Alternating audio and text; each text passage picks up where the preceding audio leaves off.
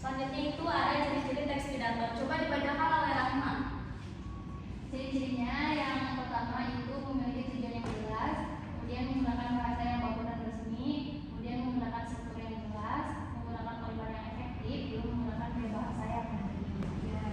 Selanjutnya itu ada struktur teks pidato. Boleh Ulima dibacakan?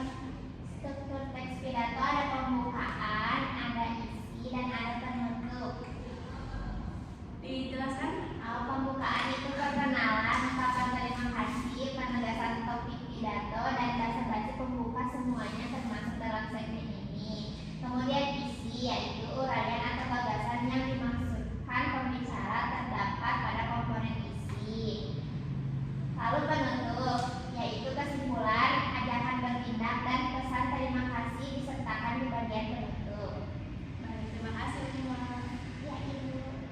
Selanjutnya ada jenis-jenis teks pidato. Yang pertama ada pidato informatif. Tujuannya itu untuk mengedukasi audiens tentang suatu subjek tertentu. Contohnya itu pentingnya kesiapsiagaan bencana di lingkungan sekolah. Yang kedua itu ada pidato persuasif. Tujuannya itu adalah untuk mempengaruhi audiens agar bertindak atau mengambil sudut pandang yang berbeda. Contohnya itu ayo kurangi penggunaan plastik sekali pakai. Yang ketiga ada pidato argumentatif. Menggunakan fakta dan bukti logis untuk mendukung atau menyangkal posisi mereka. Contohnya, alasan penguatan literasi baca tulis, meningkatkan mutu generasi bangsa. Yang terakhir itu ada pidato rekreatif. Tujuannya untuk menghibur penonton atau berisi cerita inspiratif. Contohnya, makan persahabatan yang membangun semangat hidup. Selanjutnya ada tips menyusun teks pidato. Boleh Sukron dibacakan? Oke Bu, tips menyusun teks pidato. Pertama ada pilih topik yang menarik minat audiens dan sesuai dengan situasi. Yang kedua ada selidiki subjek yang dipilih secara mendalam. Yang ketiga ciptakan struktur pidato yang koheren dan mudah dipahami. Yang keempat gunakan bahasa yang formal dan konvensional. Yang kelima manfaat frasa yang dibuat dengan baik. Yang keenam manfaat kata-kata yang menarik. Yang ketujuh sebelum memberikan pidato ada latihlah. Selanjutnya itu ada ciri kebahasaan pidato. Yang pertama ada bahasa persuasif, yaitu di dalamnya terdapat ajakan, contohnya seperti mari, ayo, dan hendaknya. Yang kedua itu kalimat efektif dan komunikatif. Yang ketiga menggunakan kata sapaan, hadirin sekalian, bapak atau ibu. Yang keempat kohesi dan koherensi kuat atau pola hubungan sebab akibat, perbandingan dan penegasan. Yang terakhir itu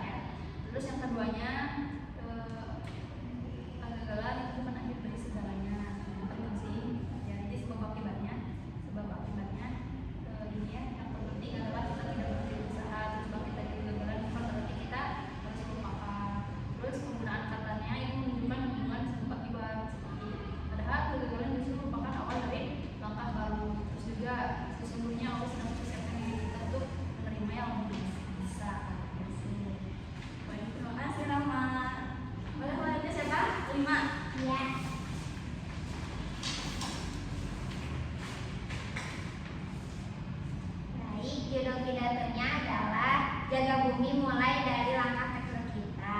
Untuk kalimat pembukanya ada di paragraf 1, lalu isinya ada di paragraf 2 dan 3, penutupnya ada di paragraf 4. Untuk ciri kebahasaannya, yang pertama bahasanya itu persuasif atau memotivasi, seperti kata kalau bukan kita siapa lagi, kalau bukan sekarang kapan lagi. Lalu yang kedua, penggunaan kata yang menunjukkan hubungan sebab akibat. Ini sudah dibaca. Oh iya, kalimatnya penyebabnya bukan hanya industri besar melainkan kebiasaan kecil manusia. Dan itu Terima kasih, Mima. ya. Terakhir, Oke, ya Bu. Oke, jadi saya di sini akan menjelaskan struktur dari pidato peran pelajar dalam menghadapi era digital. Nah, untuk pembukaan ada di paragraf pertama, isi itu ada di paragraf kedua dan ketiga, penutup di paragraf keempat. Untuk kalimat persuasifnya, contohnya yang kata kita bisa menjadi generasi yang unggul dan siap bersaing. Terus sebab akibatnya, pemanfaatan teknologi yang tepat, kita bisa menjadi generasi yang unggul dan siap bersaing. Terima kasih, Supro. Oke. Alhamdulillah, pembelajaran hari ini sudah berakhir. Ibu ingin bertanya apa saja yang tadi kita pelajari?